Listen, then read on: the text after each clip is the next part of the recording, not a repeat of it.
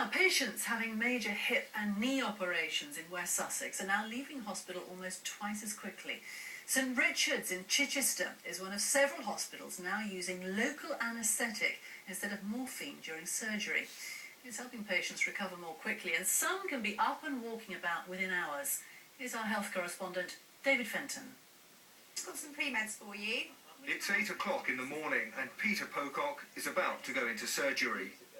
I'm going to have a total hip replacement because I've got arthritis in my left hip, and it's going to be done under a spinal anaesthetic, so I'm going to be sort of drowsy but not sort of flat out. By 10:15, Peter is in theatre. Instead of morphine, which would knock him out, he's getting a local anaesthetic in the spine. It'll help him recover more quickly, but what will he feel? Peter is now sedated and he's not really aware of what is going on, but because of the anaesthetic, he can't feel anything from his waist down. Both his legs are completely numb. Peter, are you okay?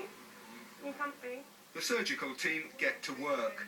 Many hospitals now do this, and in Chichester it's had dramatic results. Patients who used to spend a week in hospital now leave after 3.5 days. They can all mostly expect to be up and about the day they actually have their surgery. They certainly will all be able to eat and drink on the day of the surgery. They will no longer need to have fluids attached to them, and they pretty much go back to a normal life as soon as they have had their surgery. It's proved popular with patients and with staff. I think it's brilliant. The surgeons and us, the anaesthetists and all the staff in theatre know what to do and what to expect, so there's no guesswork involved. Patients satisfied, much better, and they're much more awake in recovery. They're often chatting and laughing and eating sandwiches.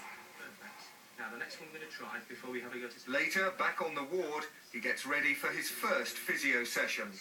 The same thing again, frame comes first, a little turn to Then, just 3 hours after major surgery, Peter is on his feet and moving again.